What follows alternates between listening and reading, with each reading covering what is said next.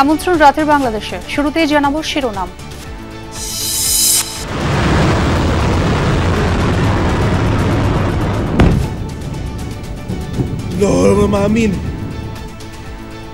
ইসরায়েলে আবারও এক ঝাঁক ক্ষেপণাস্ত্র ছুড়ল ইরান। পারমাণবিক স্থাপনায় হামলাকে গুরুতর যুদ্ধাপরাধ আখ্যা তেহরানের।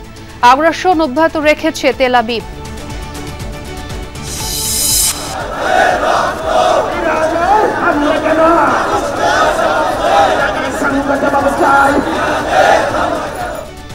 ইসরায়েলি আগ্রাসন বন্ধের দাবিতে ঢাকায় প্রতিবাদ বিক্ষোভ কর্মসূচি। যে কোনো রকমের বিদ্বেষ ভুলে এই সময় আমাদের ঐক্য গঠন করতে হবে। ওই লোকের জন্যই আমরা আজকে রাস্তায় নেমেছি।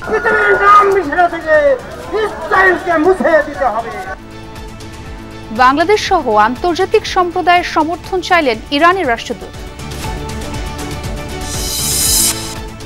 দেড় যুগে ধ্বংস করা হয়েছে দেশের সবকটি প্রতিষ্ঠান, মন্তব্য মির্জা ফখরুলের। গণতান্ত্রিক রাষ্ট্র বিনির্মাণের আহ্বান বিএনপি মহাসচিবের। গত 15 বছরে এই দেশের প্রতিটি প্রতিষ্ঠানকে ধ্বংস করা হচ্ছে। এখন সময় এসেছে এটাকে নতুন করে আবার গড়ে তুলবার। শিগগিরই জাতীয় কাউন্সিল করবে এনসিপি, জানালেন আখতার। জুলাই মাস জুড়ে নানামুখী কর্মসূচি পালনের ঘোষণা। নির্বাচন কমিশনে যেদিন আমরা আমাদের আবেদন দাখিল করব সেদিন আপনাদের কাছে উত্থাপন করব। ময়মনসিংহের ফুলপুরে বাস মাহিন্দ্রা সংঘর্ষে নিহত 5। প্রতিবাদে বাসে আগুন দিয়েছে বিক্ষুব্ধরা।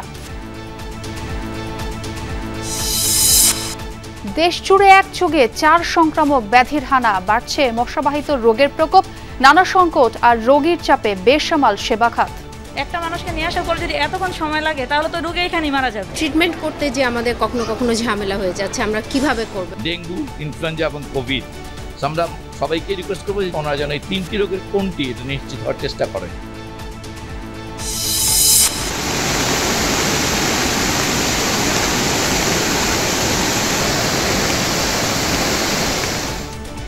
উজানের ঢলে ফের বাঁধ ভাঙল ফেনীর ফুলগাজীতে। মুহুরীর পানিতে প্লাবিত নিম্নাঞ্চল, ভোগান্তিতে 6 গ্রামের হাজারো মানুষ।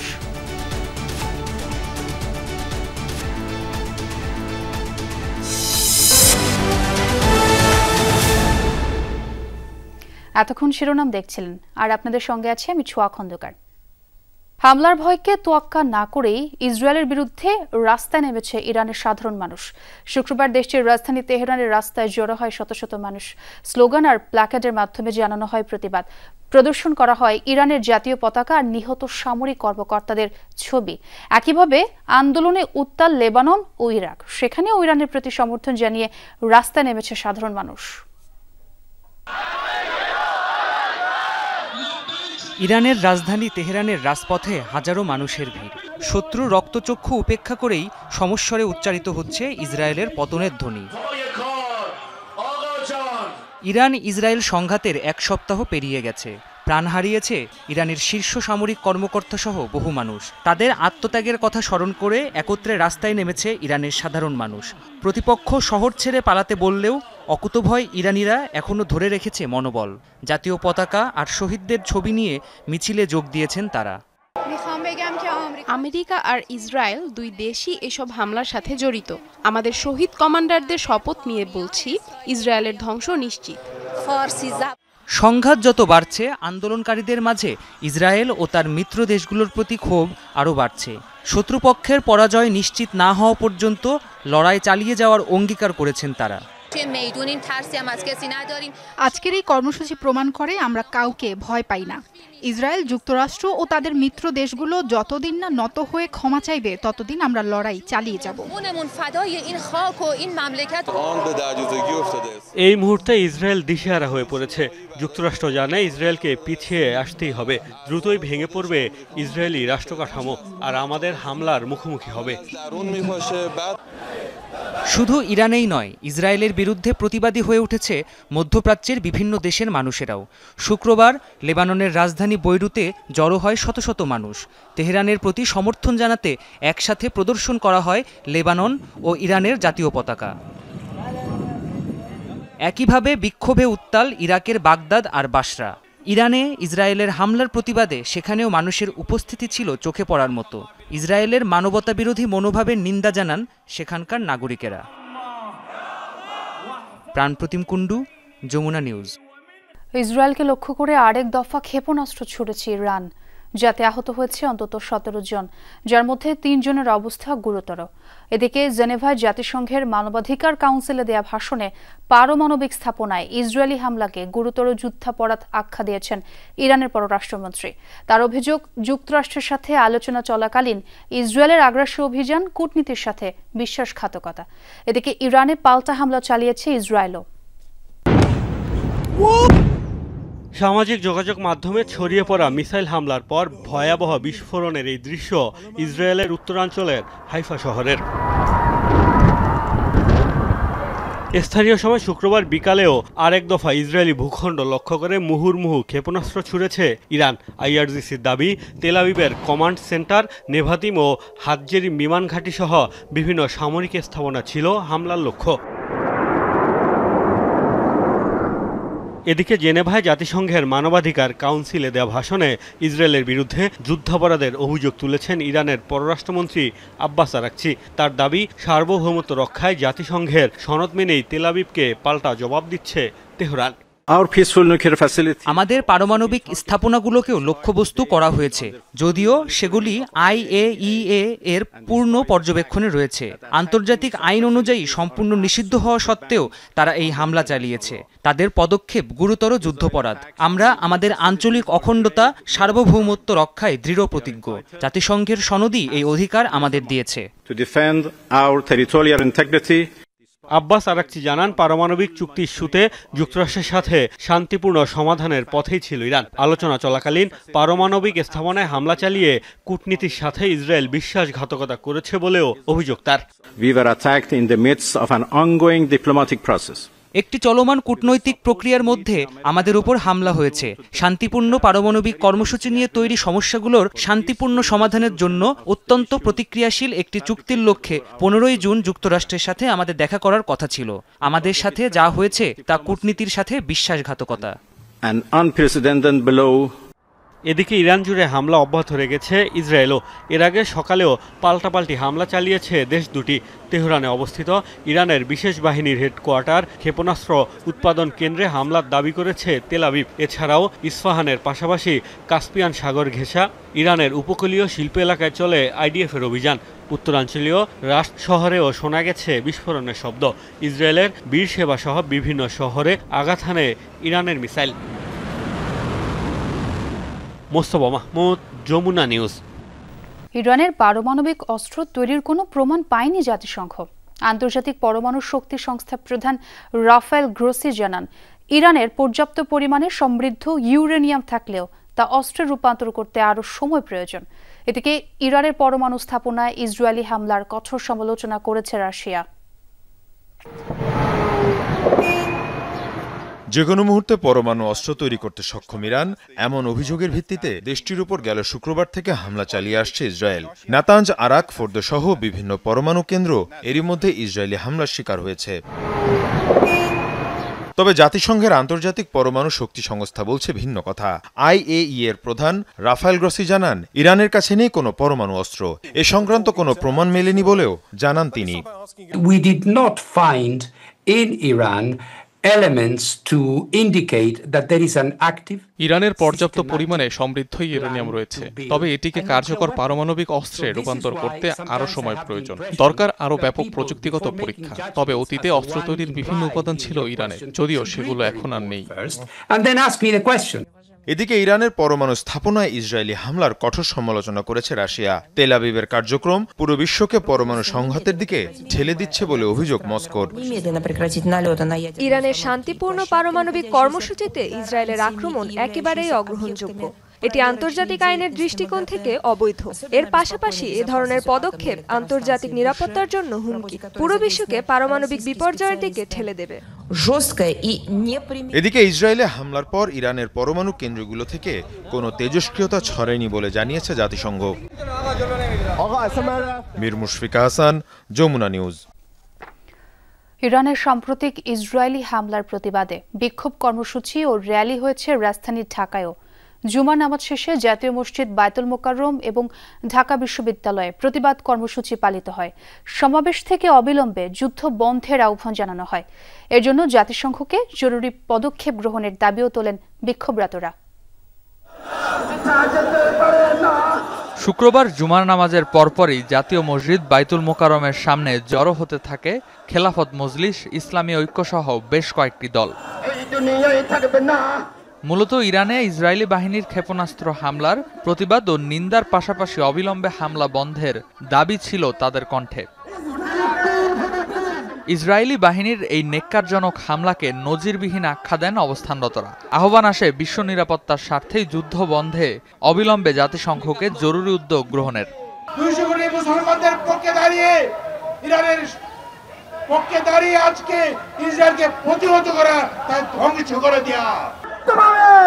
ইসরায়েলের বিরুদ্ধে প্রতিরোধ আন্দোলন করে পৃথিবীর নাম মিশরা থেকে ইসরায়েলকে মুছে দিতে হবে। ইসরায়েলকে এক সপ্তাহের মধ্যে মুছে ফেলবে। একই দাবিতে প্রতিবাদ সমাবেশ ও র্যালি হয়েছে ঢাকা বিশ্ববিদ্যালয়েও। তারা বলেন, ইসরায়েলি আগ্রাসনের বিরুদ্ধে লড়তে বিভেদ ভুলে মুসলিম জাতিকে থাকতে হবে ঐক্যবদ্ধ। আমি মনে করি এই সময়টা আমাদের ঐক্যের, যে কোনো রকমের বিদ্বেষ ভুলে এই সময় আমাদের ঐক্য গঠন করতে হবে। মুসলিম একটা ঐক্যের দরকার এখন, বুঝছেন? এই মুসলিম ঐক্যের জন্যই আমরা আজকে রাস্তায় নেমেছি। আপনারা মুসলিম হয়ে, মুসলমান দেশের শাসক হয়ে মুসলমানদের পাশে দাঁড়াতে পারছেন না, আপনাদেরকে ধিক্কার জানাই। ইরানের পাশে মুসলিম দেশগুলোকে দাঁড়ানোর আহ্বানও আসে সংক্ষিপ্ত সমাবেশে। বিশ্ববিদ্যালয়ের কেন্দ্রীয় মসজিদের সামনে থেকে র্যালিটি ক্যাম্পাস ঘুরে টিএসসির রাজু ভাস্কর্যের সামনে শেষ হয়। রেদওয়ান আহমেদ, যমুনা নিউজ, ঢাকা। চলমান আগ্রাসন বন্ধে বাংলাদেশ সহ আন্তর্জাতিক সম্প্রদায়ের সর্বাত্মক সমর্থন চায় ইরান। এই অবস্থানের কথা জানিয়ে ঢাকায় ইরানের রাষ্ট্রদূত মানসুর চাভৌসি বলেন, তাদের সাথে যা হচ্ছে তা আন্তর্জাতিক আইনের সুস্পষ্ট লঙ্ঘন। যুদ্ধবন্ধে যৌক্তিক আলোচনা করতে তেহরান রাজি জানিয়ে এই কূটনীতিক বলেন, অন্যথায় এর ভয়াবহ প্রভাব পড়তে পারে মধ্যপ্রাচ্য সহ পুরো বিশ্বেই। রাষ্ট্রদূতের সঙ্গে কথা বলেছেন সহকর্মী মাহফুজ মিশু। দিন পেরিয়ে সপ্তাহ, 8 দিনে গড়িয়েছে ইরান ইসরায়েল যুদ্ধ। হামলা পাল্টা হামলার পাশাপাশি এই যুদ্ধে সক্রিয় হচ্ছে ইরান ইসরায়েল দুই পক্ষের শত্রু মিত্ররাও। গেল শুক্রবার থেকেই টার্গেট মধ্যপ্রাচ্যের দেশ ইরান। ইসরায়েলের হামলায় সামরিক ও পারমাণবিক স্থাপনা ধ্বংসের পাশাপাশি জীবন গেছে 5 শতাধিক বেসামরিক ইরানির। ধ্বংসযজ্ঞে পরিণত রাজধানী তেহরান প্রায় জনমানব শূন্য। এত বড় নৃশংসতার পরও জাতিসংঘ নিরাপত্তা পরিষদ সহ সংস্থাটির নীরব ভূমিকায় বিস্মিত ঢাকায় ইরানের রাষ্ট্রদূত। প্রত্যাশা, ইসলামী সম্মেলন সংস্থা, ওআইসি সহ সব রাষ্ট্রই ইসরায়েলের আগ্রাসনের বিরুদ্ধে সোচ্চার হবে। These aggressions and this armed attack has been any silence is the meaning of the weakening of the pillars of the international law. ইরানে যা হচ্ছে তা যুদ্ধাপরাধ। সব ধরনের আন্তর্জাতিক আইন ও কনভেনশন লঙ্ঘন করছে ইসরায়েল। এসব ঘটনায় নিরাপত্তা পরিষদের নীরবতা বিস্ময়কর। ওআইসি বৈঠকে বসছে। আমরা চাই সব দেশ এই অপরাধের বিরুদ্ধে সোচ্চার হোক, কথা বলুক।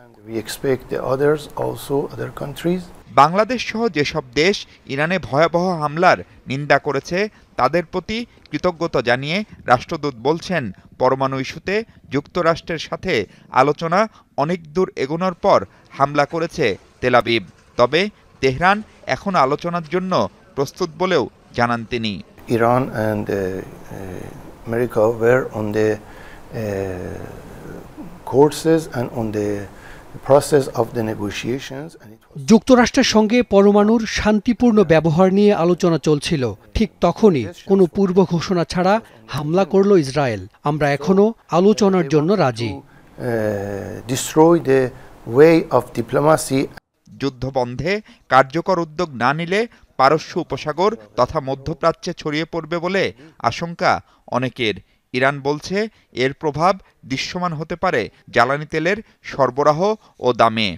If their aggression continues and they come to the other fields, possibly economic fields. আমরা যুদ্ধ চাই না, কিন্তু আমাদের স্বাধীনতা সার্বভৌমত্বে আঘাত আসলে কিছু করার নেই। এই অবস্থা চলতে থাকলে তেলের পরিবহন ব্যবস্থায় ভয়াবহ প্রভাব পড়বে, ফলে দামও বাড়তে পারে। আরও কতটা বাড়বে তা আমাদের জানা নেই। ইরানের রাষ্ট্রদূতের আশা, ন্যায় অন্যায় সত্য বনাম মিথ্যার যুদ্ধে বিশ্বের বিবেকবান মানুষ প্রকাশ্যে বা নীরবে তাদের পক্ষেই থাকবে। মাহফুজ মিশু, যমুনা নিউজ, ঢাকা। গত 15 বছরে দেশের প্রতিটি প্রতিষ্ঠানকে ধ্বংস করা হয়েছে, এখন সময় এসেছে নতুন করে গড়ে তোলার। একথা বলেছেন বিএনপি মহাসচিব মির্জা ফখরুল ইসলাম আলমগীর। এদিকে নির্বাচনী প্রচারে পোস্টার বাতিল ও আরপিও সংশোধনে রাজনৈতিক দলগুলোর সঙ্গে আলোচনা করে সিদ্ধান্ত নেবে ইসি, এমন প্রত্যাশা বিএনপির স্থায়ী কমিটির সদস্য আমির খুসরু মাহমুদ চৌধুরীর। নিজ জেলা ঠাকুরগাঁওয়ের শহীদ মোহাম্মদ আলী স্টেডিয়ামের মির্জা রুহুল আমিন স্মৃতি টি-20 ক্রিকেট টুর্নামেন্টের ফাইনাল খেলা। এতে প্রধান অতিথি হিসেবে যোগ দেন মির্জা ফখরুল ইসলাম আলমগীর। সেখানে তিনি বলেন, ক্রীড়া অঙ্গন রাজনীতিমুক্ত হওয়া উচিত। গত 15 বছর দেশের প্রতিটি প্রতিষ্ঠানকে বিগত আওয়ামী লীগ সরকার ধ্বংস করেছে বলে অভিযোগ করেন তিনি। গত 15 বছরে এই দেশের প্রতিটি প্রতিষ্ঠানকে ধ্বংস করা হয়েছে।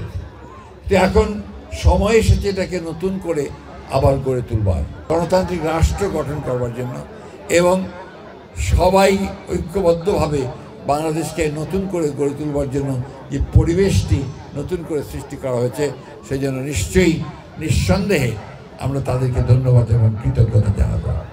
এদিকে বাদ আসর কাটাবনে গণফোরাম সভাপতি প্রয়াত মোস্তফা মহসিন মন্টুর মিলাদ মাহফিলে বিএনপির স্থায়ী কমিটির সদস্য আমির খুসরু মোহাম্মদ চৌধুরী পোস্টার বাতিল ও নির্বাচন সংক্রান্ত আরপিও সংশোধনের বিষয়ে কথা বলেন। এই আলোচনাগুলো রাজনৈতিক দলগুলোর সাথে করবে এবং আমরা সামনের দিকে প্রায় সবগুলো নির্বাচনী যে ডিসিপ্লিন, নির্বাচনী যে আরপিও থেকে শুরু করে নির্বাচনের কর্মকাণ্ড যাতে সুষ্ঠুভাবে হয়, যাতে অতিরিক্ত ব্যয় না হয়, যাতে যতক্ষণের অংশগ্রহণ থাকতে পারে, এগুলোর জন্য যা যা প্রয়োজন আগামী দিনে আমি নিশ্চিত রাজনৈতিক দলগুলোর সাথে আলাপ আলোচনার মাধ্যমে এই সিদ্ধান্তগুলো নেওয়া হবে। এ সময় তিনি বলেন, খুব শীঘ্রই দেশে ফিরবেন তারেক রহমান। উনি দ্রুত দেশে আসবেন এবং ওনার প্রস্তুতি চলছে দেশে আসার। হাসিবুল করিম বিজয়, যমুনা নিউজ, ঢাকা। খসড়া গঠনতন্ত্র অনুমোদন দিয়েছে জাতীয় নাগরিক পার্টি। ইসির নিবন্ধনের জন্য দলটি আবেদন করবে আগামী রোববার। ষষ্ঠ সাধারণ সভায় সিদ্ধান্ত হয়, 2বারের বেশি দায়িত্ব পালন করতে পারবেন না দলের সভাপতি ও সাধারণ সম্পাদক। সংবাদ সম্মেলনে এসব কথা জানিয়ে এনসিপির বিরুদ্ধে মিথ্যা অপবাদ ও ষড়যন্ত্রের প্রতিবাদ জানানো হয়। রাজধানীর বাংলা মোটরে জাতীয় নাগরিক পার্টির কার্যালয়ে দলটির ষষ্ঠ সাধারণ সভা অনুষ্ঠিত হয়। সভায় দলের নিবন্ধনের জন্য নির্বাচন কমিশনে রোববার আবেদনের সিদ্ধান্ত গ্রহণ করা হয়। জাতীয় নাগরিক পার্টি এনসিপি এমন একটি গঠনতন্ত্র, এমন একটি সাংগঠনিক কাঠামো যা নির্বাচিত প্রতিনিধিদের মাধ্যমে পরিচালিত হবে, প্রস্তাব করেছে, যার মধ্য দিয়ে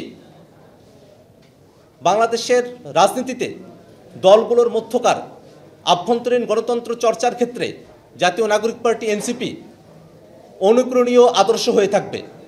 এনসিপির সদস্য সচিব বলেন, পার্টির প্রেসিডেন্ট এবং সাধারণ সম্পাদক কাউন্সিলের মাধ্যমে নির্বাচিত হবেন। কেন্দ্রীয় কমিটির মেয়াদ হবে 3 বছর। মেয়াদের সবশেষে 90 দিনের মধ্যে পরবর্তী কাউন্সিল আয়োজন করতে হবে। একজন ব্যক্তি সর্বোচ্চ 2বার প্রেসিডেন্ট ও 2বার সাধারণ সম্পাদক পদে থাকতে পারবে বলে জানান এনসিপির এই নেতা। কাউন্সিলর যারা ন্যাশনাল কাউন্সিলের সদস্য, তাদের সরাসরি ভোটে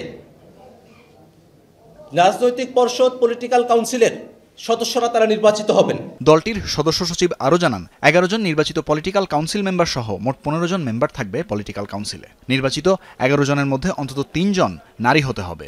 প্রেসিডেন্ট, সাধারণ সম্পাদক পদাধিকার বলে এবং তাদের মনোনয়নে আরও 2 জন থাকবেন।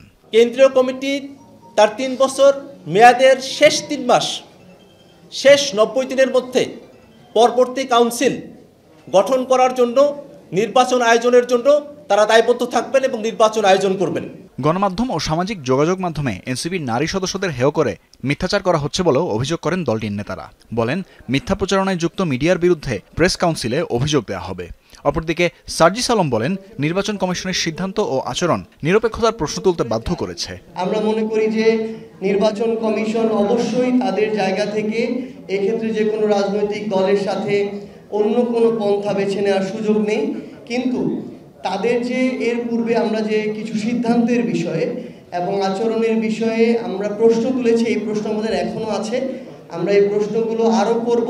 যারা বাংলাদেশের বর্তমান নারীদের নিয়ে নানা ধরনের কুরুচিকর মন্তব্য করছেন, তাদের বিরুদ্ধেও শক্ত ব্যবস্থা নেওয়ার জন্য আমাদের ডায়াসপোরাতে যারা শুভাকাঙ্ক্ষীরা রয়েছেন তাদেরকে যুক্ত করে বিদেশের সেসব সংশ্লিষ্ট দূতাবাসে এবং সেসব কর্তৃপক্ষের কাছেও অভিযোগ দায়ের করবে জাতীয় নাগরিক পার্টি এনসিপি। গণঅভ্যুত্থানকে ধারণ করে জুলাই মাসব্যাপী বিভিন্ন কর্মসূচি পালন করবে এনসিপি। এছাড়াও দলটির প্রথম কাউন্সিল খুব শিগগিরই হবে বলেও জানানো হয়। জুলাই মাসকে কেন্দ্র করে নানাবিধ কর্মসূচি গ্রহণের সিদ্ধান্ত গ্রহণ করেছে। তানভীর মৌসুম, যমুনা নিউজ, ঢাকা। ময়মনসিংহে আলাদা দুটি সড়ক দুর্ঘটনায় 9 জন সহ সারা দেশে 19 জন নিহত হয়েছে। রাত 8টার দিকে ময়মনসিংহের ফুলপুরে যাত্রীবাহী বাস ও মাহিন্দ্রার সংঘর্ষে 6 জন নিহত হয়। পুলিশ জানায়, কুরিয়ার ব্রিজের কাছে ঢাকাগামী শ্যামলী বাংলা বাসের সাথে বিপরীত দিক থেকে আসা মাহিন্দ্রার সংঘর্ষ হয়। ঘটনাস্থলেই নিহত হয় 6 জন। এ সময় বিক্ষুব্ধ জনতা বাসটিতে আগুন ধরিয়ে দেয়। এর আগে জেলার তারাকান্দা উপজেলায় অ্যাম্বুলেন্স সিএনজি সংঘর্ষে 3 জনের মৃত্যু হয়েছে। এছাড়া নাটোরে বাস সিএনজি অটোরিকশা সংঘর্ষে 4 জন নিহত হয়েছে। সারা দেশে 5 জেলায় সড়কে আরও 6 জনের প্রাণহানি হয়েছে। এসব ঘটনায় বেশ কয়েকজন আহত হয়েছেন। একসঙ্গে হানা দিয়েছে 4টি সংক্রামক রোগ। ডেঙ্গু, চিকুনগুনিয়া, করোনা আর ইনফ্লুয়েঞ্জায় আক্রান্তের সংখ্যা বেড়েই চলেছে। ঝুঁকি বাড়ছে বয়স্ক ও আগে থেকেই নানা রোগে আক্রান্তদের। জ্বরের প্রকোপ দেশ জুড়ে। স্বাস্থ্য বিভাগের পরামর্শ, জ্বর হলে অবহেলা না করে শুরুতেই চিকিৎসকের কাছে যেতে হবে। শুক্রবার সকাল 11টা, মহাখালীর ডিএনসিসি কোভিড হাসপাতালের জরুরি বিভাগ। ছুটির দিনের রোগীর এই ভিড় স্বাভাবিক নয়। গত এক সপ্তাহে রোগীর সংখ্যা বেড়ে হয়েছে দ্বিগুণ। আক্রান্তদের অনেকেই আসছেন ঢাকার বাইরে থেকে। প্রায় সব রোগী এসেছেন জ্বর নিয়ে। আক্রান্তদের পরীক্ষা করে ইনফ্লুয়েঞ্জা ছাড়াও ডেঙ্গু, করোনা, চিকুনগুনিয়া শনাক্ত হচ্ছে। লক্ষণ অনুযায়ী দেয়া হচ্ছে চিকিৎসা। 4 ধরনের রোগী, তাই বাড়তি চাপ, যা সামাল দিতে হিমশিম অবস্থা হাসপাতাল কর্তৃপক্ষের। জ্বর নিয়ে আসছে, জ্বর বেশি করে মানে 102 মাপছি এক জায়গায়, তার শরীরে ব্যথা করে, গিরা ব্যথা করে, যার জন্য টেস্ট করার জন্য। ডাক্তারের সিরিয়াল এখানে 12 জন আমার আগে ছিল, এখন 14 জন। এখান থেকে সিরিয়ালও শেষ হইতেছে না। একটা মানুষকে নিয়ে আসার পর যদি এতক্ষণ সময় লাগে তাহলে তো রোগী এখানেই মারা যাবে। ডাক্তার বেশি থাকতে আরো 2-1 ডাক্তার থাকতে একটু তাড়াতাড়ি করে, না আপনি যদি 1.5 ঘন্টা 2 ঘন্টা 2.5 ঘন্টা এখানে বসে থাকে তাহলে আমার রোগী, আমি সিরিয়াস অবস্থা থাকলে ওই রোগীর কি অবস্থা হইতে পারে। নতুন করে কোভিডের একটা নতুন ভেরিয়েন্ট ছড়াচ্ছে নতুন করে। এটা যেহেতু কোভিডের হাসপাতাল এবং সেখানে ডেঙ্গুরও হচ্ছে, তো আমরা বুঝতে পারলাম না কোনটা কোভিডের লাইন কোনটা ডেঙ্গুর লাইন। সাইন সিমটম বা বায়োকেমিক্যাল টেস্ট বলছে ডেঙ্গি, কিন্তু আমরা অনেক সময় NS1 নেগেটিভ পাচ্ছি। তখন একটু কনফিউজ হয়ে যাচ্ছে এটা আসলে কি। আবার এই পেশেন্টগুলোরই কিছু কিছু চিকুনগুনিয়ার মতো আসছে, প্রচণ্ড জয়েন্ট পেইন নিয়ে আসছে। তখন ট্রিটমেন্ট করতে যে আমাদের কখনো কখনো ঝামেলা হয়ে যাচ্ছে, আমরা কিভাবে করব। গত এক সপ্তাহে 1200 জনের ডেঙ্গু শনাক্ত হয়েছে। জানুয়ারি থেকে এ পর্যন্ত এই সংখ্যা প্রায় 7000। প্রাণ গেছে 30 জনের। ডেঙ্গুর সঙ্গে পাল্লা দিয়ে বাড়ছে করোনা আক্রান্তের সংখ্যা। 2 মাসে মারা গেছেন 7 জন। গড়ে প্রতিদিন শনাক্ত 40 জন। আমাদের একটি মাত্র মেসেজ, যে কোনো জ্বরে দ্রুত হাসপাতালে এসে চিকিৎসকের পরামর্শ নিয়ে এটা ডেঙ্গু কিনা, এবং এই একই সঙ্গে 3টা রোগ পাশাপাশি আছে, ডেঙ্গু, ইনফ্লুয়েঞ্জা এবং কোভিড। আমরা সবাইকে রিকোয়েস্ট করবো যে যাদেরই জ্বর, গলা ব্যথা বা যেই সর্দি, যেই লক্ষণগুলো কাছাকাছি, এগুলো যে কোনোটা হলে ওনারা যেন এই 3টি রোগের কোনটি এটা নিশ্চিত হওয়ার চেষ্টা করেন। গত কয়েক মাস ধরেই অর্থ সংকটে দেশের স্বাস্থ্য খাত। অনেক হাসপাতালে ডেঙ্গু ও করোনা পরীক্ষা করা যাচ্ছে না। Hasan Misba, Jamuna news, Dhaka. Activated carbon deodoriser যুক্ত কঙ্কা ফ্রিজে এক খাবারের গন্ধ অন্য খাবারে যেতে পারে না। উজানের ঢলে ফেনীতে আবারও ভাঙল মুহুরী নদীর বাঁধ। এতে প্লাবিত ফুলগাজী নিম্নাঞ্চল, বাসাবাড়ির রাস্তাঘাট ডুবে যাওয়ায় অন্তত 6 গ্রামের মানুষ দুর্ভোগে। অনেকে আশ্রয় নিয়েছেন অন্যত্র, কারো কারো বাসায় জ্বলেনি চুলা। প্রতি বছরই বর্ষায় বাঁধ ভেঙে যাওয়ায় ক্ষোভ জানান তারা। এছাড়া নদীর পানি বেড়ে ডুবেছে পরশুরামের কিছু নিম্নাঞ্চলও।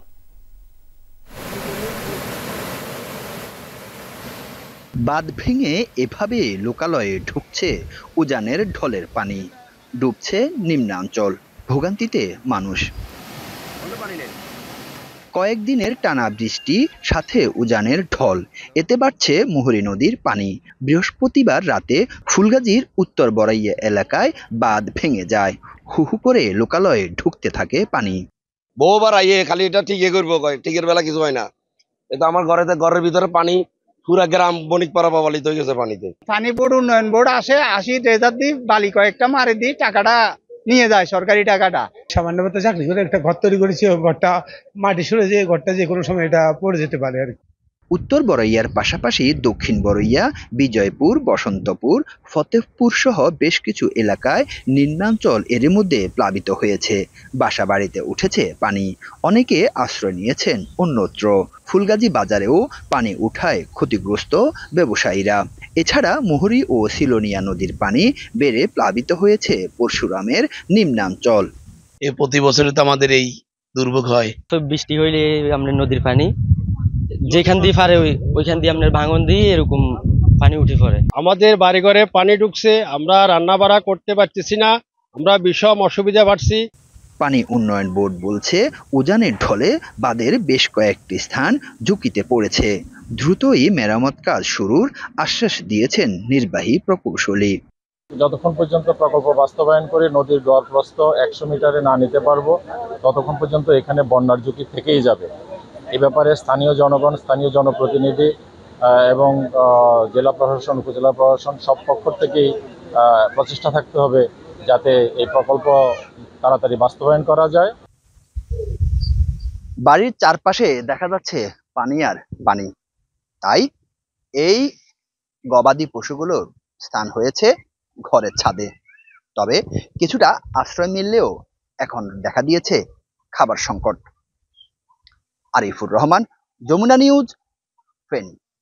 ভারতীয় নীতি নির্ধারকরা আওয়ামী লীগকে পুনর্বাসন করতে নানা ষড়যন্ত্র করে যাচ্ছে, এমন মন্তব্য করেছেন বিএনপির সিনিয়র যুগ্ম মহাসচিব রুহুল কবির রিজভী। দুপুরে আমরা বিএনপি পরিবারের পৃষ্ঠপোষকতায় পাবনার চাটমোহরের প্রবীণ নেতা আবু তাহের ঠাকুরকে দেখতে যান তিনি। এ সময় রিজভী অভিযোগ করেন শেখ হাসিনার পতনকে সহ্য করতে পারছে না ভারতের নীতি নির্ধারকরা। লন্ডনে ডক্টর ইউনূসের সাথে বৈঠকের পর তারেক রহমানকে নিয়েও ষড়যন্ত্র শুরু হয়েছে। পরে আবু তাহেরের চিকিৎসার জন্য আর্থিক অনুদান তুলে দেন রিজভী। 16 বছর ব্যাপী আমাদের তৃণমূল থেকে একেবারে ওয়ার্ড থানা থেকে শুরু করে জাতীয় পর্যায় পর্যন্ত এখানে এই এলাকাতেই হয়তো কত গুম আছে, কত বিচার বহির্ভূত হত্যা আছে, আর মামলার তো শেষ নাই। সিলেট শাহজালাল বিশ্ববিদ্যালয়ের শিক্ষার্থীকে যৌন নির্যাতনের অভিযোগে গ্রেফতার 2 ছাত্রকে কারাগারে পাঠানো হয়েছে। অভিযুক্তরা হলেন বিশ্ববিদ্যালয়ের সমাজ বিজ্ঞান বিভাগের ছাত্র শান্ত তারা আদনান ও স্বাগত দাস পার্থ। বিকেলে তাদের আদালতে হাজির করে পুলিশ, পরে বিচারক জেল হাজতে পাঠানোর নির্দেশ দেন। এর আগে বৃহস্পতিবার রাতে দুজনকে গ্রেফতার করে পুলিশ। কোতোয়ালি থানায় ভুক্তভোগী ছাত্রীর দায়েরকৃত এজাহারে উল্লেখ, ঈদের আগে এক অনুষ্ঠান থেকে ফেরার পথে তাকে চেতনানাশক ওষুধ খাইয়ে সুরমা আবাসিকের মেসে নেওয়া হয়। পরে যৌন নির্যাতন ও ভিডিও ধারণ করে অভিযুক্তরা। সে সময় ভয়ে চুপ থাকলেও পরে সহপাঠীদের সাথে আলোচনা করে বিশ্ববিদ্যালয় প্রশাসনে অভিযোগ দেন ভিকটিম। পরে থানায় অভিযোগ দেন তিনি। নওগাঁয় এইচএসসি পরীক্ষার প্রশ্নপত্র নিয়ে তোলপাড় সামাজিক মাধ্যম। থানায় রক্ষিত ট্রাঙ্ক থেকে এক হাজতি পরীক্ষার প্রশ্নপত্র বের করে ফেলেন। ঘটনাটির তদন্তে 3 সদস্যের কমিটি গঠন করা হয়েছে। কাল ঘটনাস্থল পরিদর্শনে যাবে শিক্ষা বোর্ডের একটি প্রতিনিধি দল। পুলিশ জানায়, ধামইরহাট থানায় রক্ষিত ছিল এইচএসসি পরীক্ষার প্রশ্নপত্র। আগামী 26 জুন থেকে এই পরীক্ষা শুরু হবে। তার আগে বুধবার রাতে সেখানে এক হাজতিকে রাখা হয়। রাতে কোনো এক সময় বাক্স খুলে প্রশ্নপত্র বের করে ফেলেন ওই হাজতি। উপজেলা পরীক্ষা কমিটির কাছে ঘটনাটি ধরা পড়ে। কোনো প্রশ্নপত্রের কপি বা ছবি বাইরে ছড়িয়ে পড়েনি বলে দাবি করেছেন পুলিশ সুপার। তিনি বলেন, সিসিটিভি ফুটেজ দেখে বিষয়টি নিশ্চিত হয়েছেন তারা। এরই মধ্যে দায়িত্ব অবহেলার দায়ে থানার একজন সাব ইন্সপেক্টর ও একজন কনস্টেবলকে প্রত্যাহার করা হয়েছে বলেও জানান তিনি। তদন্ত রিপোর্টের উপর পরবর্তী প্রয়োজনীয় ব্যবস্থা গ্রহণ হবে। এখানে কোনো নেগলিজেন্স বরদাস্ত করা হবে না। এই ক্ষেত্রে কোনো ক্ষয়ক্ষতি হওয়ার মতো কোনো বিষয় এখানে ছিল না। এটা ওখানে যে আসামি রাখা হয়েছিল, এই আসামি এই অঘটনটা ঘটাইছে। যেখানে নিরাপদ প্রশ্নটা রাখা হয়েছে, সেইখানে আসামিটা ঢোকানো ঠিক হয় নাই। এটা হলো মূল ফর্মুলা। বান্দরবানের লামায় সেনাবাহিনীর অভিযানে অস্ত্র সহ গ্রেফতার হয়েছে জনসংহতি সমিতি জেএসএস এর ৯ সদস্য। ভোরে গোপন তথ্যের ভিত্তিতে টঙ্কাবতী ইউনিয়নের পুনর্বাসন চাকমাপাড়া ও ইমানুয়েল ত্রিপুরা পাড়ায় অভিযান চালায় আলী কদম সেনা জোনের সদস্যরা। গ্রেফতার করা হয় জেএসএস এর ৯ সদস্যকে। তারা দীর্ঘদিন চাঁদাবাজি, ডাকাতি সহ সন্ত্রাসী কর্মকাণ্ডে জড়িত বলে জানিয়েছে সেনাবাহিনী। অভিযানে অস্ত্র, মোবাইল ফোন সহ বিভিন্ন সরঞ্জাম জব্দ হয়েছে। গ্রেফতারকৃতদের হস্তান্তর করা হয়েছে থানায়। দক্ষিণ আফ্রিকায় আত্মার গুলিতে প্রাণ হারিয়েছেন 2 প্রবাসী বাংলাদেশি। প্রকাশিত হয়েছে ঘটনার সিসিটিভি ফুটেজ। বৃহস্পতিবার কেপটাউনে একটি দোকানে কর্মরত অবস্থায় হামলার শিকার হন তারা। নিহতরা হলেন শরীয়তপুর জেলার বিল্লাল হোসেন এবং কিশোরগঞ্জ জেলার এমদাদুল হক। সিসিটিভি ফুটেজে দেখা যায় আত্মসমর্পণরত অবস্থায় মাটিতে উপুর হয়ে শুয়ে আছেন ওই 2 ব্যবসায়ী। ডাকাত দল দোকান থেকে নগদ টাকা এবং মূল্যবান জিনিসপত্র নিয়ে চলে যাওয়ার সময় তাদেরকে কয়েক রাউন্ড গুলি করে বেরিয়ে যায়। এতে ঘটনাস্থলেই প্রাণ হারান তারা। পুলিশ খবর পেয়ে তাদের মরদেহ উদ্ধার করে মর্গে পাঠায়। এ ঘটনায় এখনো কাউকে গ্রেফতার করতে পারেনি নিরাপত্তা বাহিনী। দর্শক, এ ছিল রাতের বাংলাদেশে। এতক্ষণ যারা সঙ্গে ছিলেন সবাইকে ধন্যবাদ।